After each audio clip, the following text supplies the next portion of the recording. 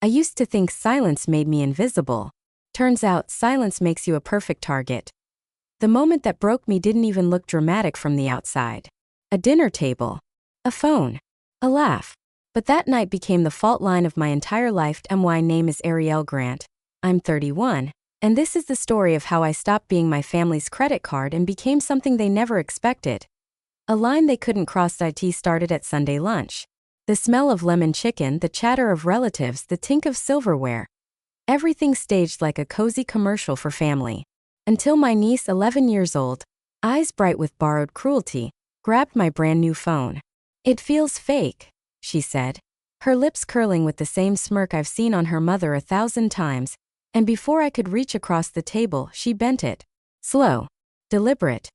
The sound, a brittle snap of glass and metal, sliced through me like a blade. Laughter erupted.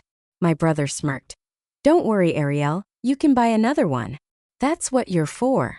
I sat there, tasting copper behind my teeth. The whole room tilted. Chairs scraped. Forks clinked. But my fingers? They didn't even shake.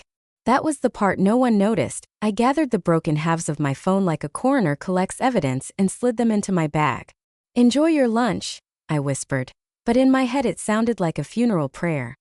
That night my apartment was cold, October wind pressing against the glass like a warning. On my desk, a stack of bills with only my name on them. Tuition payments, designer clothes, vacations. All for a child who had just snapped my phone like a toothpick. My cursor hovered over the pay tuition button. $900. Click. Delete. Gone. Phones break. Glass shatters. Laughter fades. But silence. Silence cuts the deepest. And that night, silence became my accomplice. At dawn the first call came. My brother's voice tight with panic. "The school says the payment bounced. Must be a mistake." "No mistake," I said, my tone flat as winter. "Are you insane? That's her future." I thought of his daughter's small hands gripping power she never earned. "Her future," I said, "is in your hands now. Not mine." The line went dead, but inside me something new cracked open. Not weakness.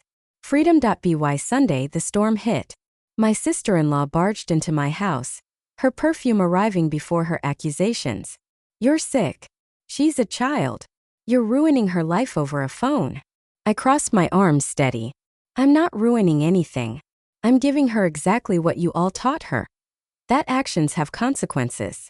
Her laugh was sharp, but her eyes flickered with fear. They had mistaken me for their safety net. That net had just snapped. Weeks blurred. The school sent the final letter. No tuition.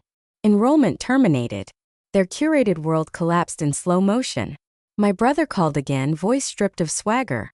"You're making me look weak." "You did that yourself," I said quietly. "Actions have consequences, remember?" Public school day 1. My niece stood in front of a mirror, uniform plain, shoes unbranded. Her tears weren't about education. They were about losing the pedestal she'd been handed. By lunch, old classmates were texting her. "What happened? Did your family go broke?" That evening my sister-in-law's eyes were rimmed red. "She's suffering," she whispered.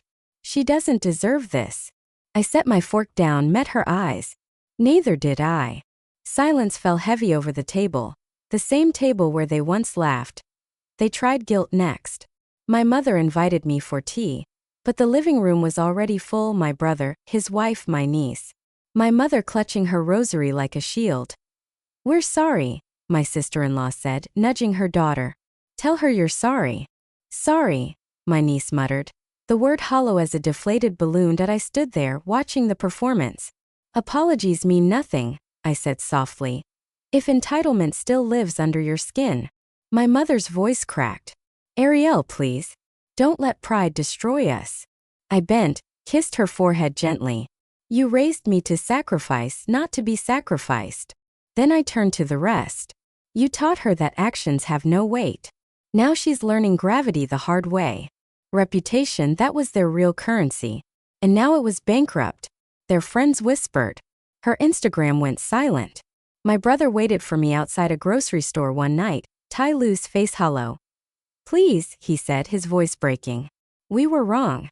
She's falling apart. Help us." He held out a folded check, half a month's tuition. It fluttered like a white flag that I looked at it, then back at him. You don't understand. This isn't about money. It never was. It's about the way you made me small. And I'm done playing small. I got into my car and drove away. A month later, the academy posted its new admissions list. Her name erased like chalk in the rain. Public school became permanent.